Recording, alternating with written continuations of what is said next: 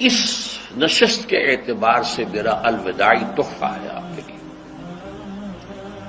اور وہ یہ کہ میری جو دینی، ملی، تاریخی، سیاسی، عمرانی جو سوچ ہے، جو فکر ہے میرا، جو 50 برس سے زائد عرصے کے مطالعے اور غور و فکر پر مبنی ہے، جس مطالعے میں میری آنکھیں بنیادی طور پر قرآن اور حدیث ہیں،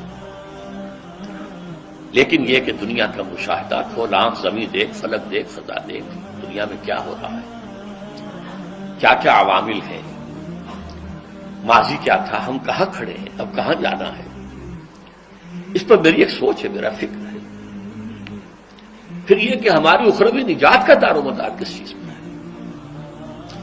تاریخ کے بہاؤ کو نہ میں روک سکتا ہوں، نہ آپ روک سکتے ہیں، وہ تو ڈانگ بہتا رہے گا، اور اس کو فیصلہ کرنے والا صرف اللہ ہے۔ کسی فرد بشر کے اختیار میں نہیں ہے کہ وہ تاریخ کے بہاؤ کو موڑ دے۔ ہاں، محمد رسول اللہ نے موڑا تھا صلی اللہ علیہ وسلم، لیکن یہ ہے کہ ہم اس تاریخ کے بہاؤ میں تنکوں کی طرح بہتے چلے جائیں، یا یہ کہ ہمیں کچھ کرنا ہے۔ اس اعتبار سے میں اپنے فکر کا خلاصہ آج آپ کی خدمت میں پیش کروں گا، اور میرا اس سلسلہ اجتماعات کے اعتبار سے الوداعی تحفہ ہوگا۔ اب میں آغاز کر رہا ہوں۔ پہلی بات، اس سبب میں 3 باتیں مجھے کہنی ہیں۔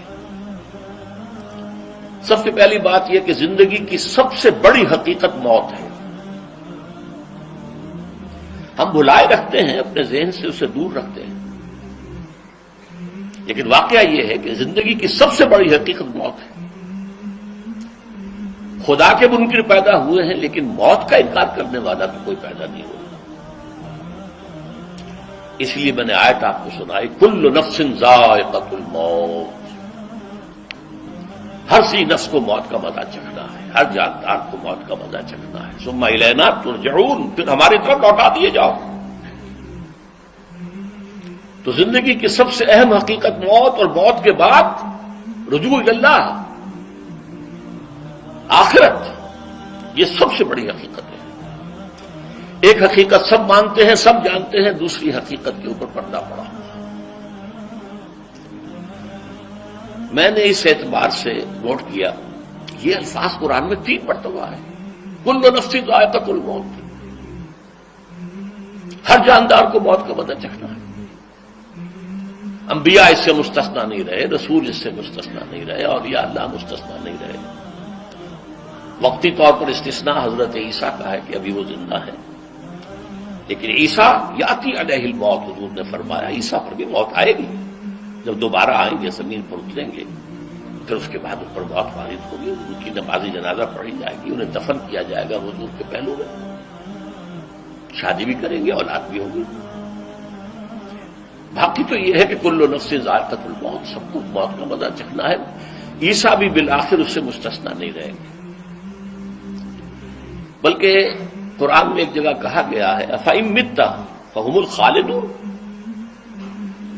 کیا ہے نبی، اگر آپ کا انتقال ہو گیا تو یہ کیا ہمیشہ رہیں گے؟ کون ہے دنیا میں جو ہمیشہ رہے؟ انتقال تو ہونا، آپ کا بھی ہونا ہے۔ إِنَّكَ مَيِّتٌ وَإِنَّهُمْ لَمَيِّتُونَ، یہ تو مختصر ترین الفاظ تھے۔ اس سے آگے بڑھیے، سورہ انبیاء میں فرمایا کل نفس ذائقۃ الموت وَنَبْلُوكُمْ بِالشَّرِّ وَالْخَيْرِ فِتْنَةً وَإِلَيْنَا تُرْجَعُونَ، ہر جاندار کو موت کا مزہ چکھنا ہے، اور اس سے پہلے پہلے ہم تمہیں آزماتے رہیں گے، خیر کے ذریعے بھی، بھلائی دے کر، صحت دے کر، دولت دے کر، اولاد دے کر، شہرت دے کر، اور برائی کے ذریعے سے بھی، تنگ دستی دے کر، بے عزتی دے کر، اہانت دے کر، ذلت دے کر، وَإِلَيْنَا تُرْجَعُونَ، اور پھر ہماری طرف لوٹائے جاؤ گے۔ یہ وہ دوسری حقیقت جو میں نے کہا کہ جس پر پردہ پڑا ہوا ہے، بہت بڑا پردہ ہے۔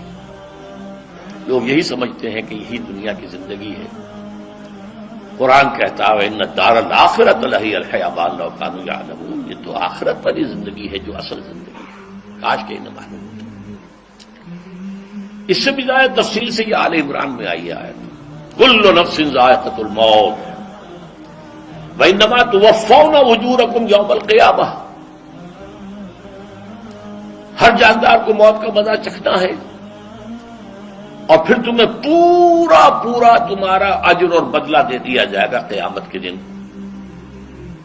فمن زحزح عن النار وادخل الجنۃ فقد فاز، جو کوئی آگ سے بچا لیا گیا اور جنت میں داخل کر دیا گیا وہ تو کامیاب ہو گیا۔ اللہم ربنا اجعلنا منہم، اللہم ربنا اجعلنا منہم، اللہم ربنا اجعلنا منہم۔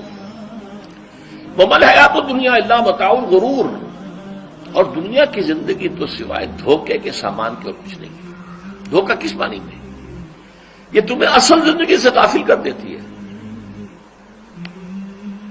تم کہیں سفر پر جا رہے تھے، تمہارا کہیں گھر تھا، تمہیں واپس آنا تھا، تم راستے ہی میں کسی دلچسپی میں ایسے مگن ہوئے کہ گھر بار سب بھول گئے۔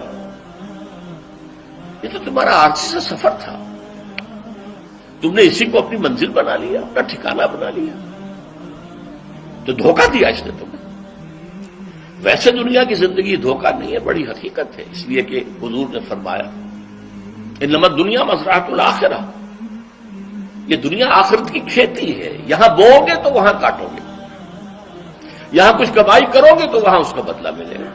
اس اعتبار سے دنیا بہت بڑی حقیقت ہے، ایک ایک لمحہ بہت بڑی قیمتی شے ہے، لیکن اگر یہ دنیا تمہیں آخرت سے غافل کر دے تو اس سے بڑا دھوکے باز اور کوئی نہیں۔ یہ اصل دجال ہے۔ میں نے تقریباً 60 برس کی عمر کو جب میں پہنچا تھا تو موت کا انتظار شروع کر دیا تھا۔ میرے قریبی احباب کو معلوم ہے، میں کہتا رہا، یہ بھی کہتا رہا کہ بھائی میں اپنے حصے کا کام کر چکا ہوں، جتنی صلاحیت اللہ نے دی تھی، جتنی بھی میرے اندر استعداد تھی، میں اس کو بھرپور طریقے پر استعمال کر چکا ہوں۔ دم واپسی برسرے راہ ہے عزیز و اب اللہ ہی اللہ ہے، یہ میرا معاملہ رہا ہے 60 برس کی عمر سے۔ اس کے بعد اللہ نے مزید 14 برس دیے ہیں، یہ نافلۃ لک کے درجے میں کہتا ہوں، اس کا اللہ کا عطیہ خصوصی ہے، نفل ہے، ہمیشہ کہتا رہا ہوں۔ مسنون زندگی تو 61 برس ہے ہمارے حساب سے۔ علامہ اقبال کے بارے میں سنا ہے کہ رویا کرتے تھے کہیں میری عمر حضور کی عمر سے زیادہ نہ ہو جائے۔ وہ 6 مہینے کم ہی رہی ہے حضور کی عمر سے۔ جو حضور کی عمر تھی وہی حضرت ابو بکر کی، وہی حضرت عمر کی، وہی حضرت علی کی۔ ہاں حضرت عثمان 82 برس کے ہوئے ماشاءاللہ۔ پھر یہاں کے مجددین میں سے وہی عمر حضرت شیخ احمد سرہندی کی، وہی شاہ ولی اللہ دہلوی کی۔ ہاں شیخ عبدالحق محدث دہلوی رحمۃ اللہ علیہ 82 برس کے ہوئے۔ لیکن یہ میں کہا کرتا تھا مسنون عمر تو 61 برس ہے، جسے ہم 63 کہتے ہیں وہ اصل میں ہمارے حساب سے 61 بنتا ہے۔ وہ 63 قمری ہے، جو 9 دن کم ہے، قمری سال جو ہے وہ شمسی سال سے۔ بہرحال میں اس وقت سے منتظر تھا، لیکن جو بھی وقت اللہ نے دیا ہے اللہ کا شکر ہے، وہ مفید کاموں میں لگا ہے۔ ان میں خاص طور پر میں سمجھتا ہوں کہ اللہ کا مجھ پر سب سے بڑا احسان، اور مجھے پر نہیں، بہت بڑے پیمانے پر لوگوں پر جو احسان ہوا ہے، وہ میرا 1998 کا دورہ ترجمہ قرآن ہے جو کراچی میں ہوا تھا۔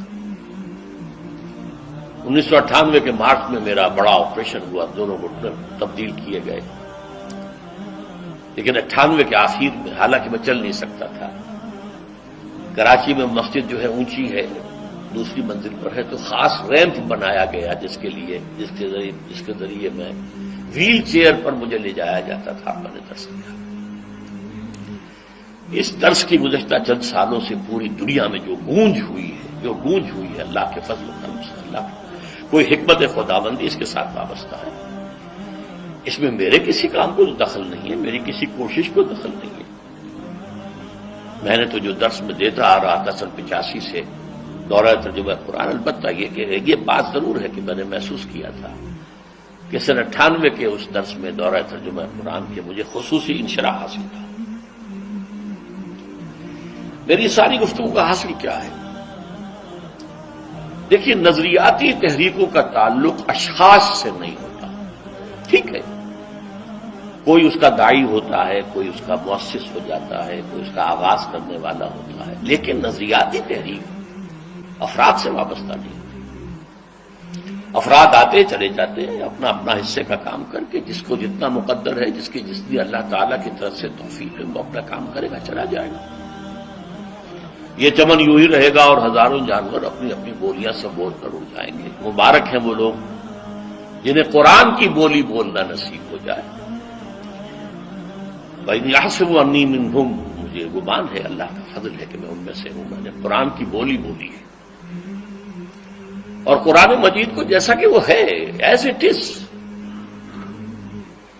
اپنے کو مذمومہ خیالات، اپنے کوئی ذہن سے زائدہ نظریات کو میں نے اس میں دخل نہیں دیا، جسے انگریزی میں آپ آبجیکٹیولی کہتے ہیں، خالص معروضی طور پر قرآن کو پڑھا، قرآن کو قرآن سے سمجھائے یا پھر سیرت رسول سے سمجھائے۔ میں لفظ سنت کی بجائے سیرت استعمال کر رہا ہوں۔ قرآن مجسم حضور تھے صلی اللہ علیہ وسلم، اور حضور کی سیرت اور حیات جو ہے وہ قرآن مجید کی اصل تفسیر ہے۔ یہ حقیقت بھی بہت کم لوگوں کے علم ہے۔ وہ احادیث کا نام تو لیتے ہیں، احادیث نہیں ہے، سیرت بھی تو احادیث ہی سے ہمیں ملتی ہے، لیکن میں خاص طور پر سنت یا حدیث کی بجائے سیرت کا استعمال۔ قرآن کی دو سورسز ہیں، قرآن خود اور سیرت رسول صلی اللہ علیہ وسلم۔ دین کی بات پھیلانا صدقہ جاریہ ہے، ثواب کی نیت سے ویڈیو کو شیئر ضرور کیجیے۔ جزاک اللہ۔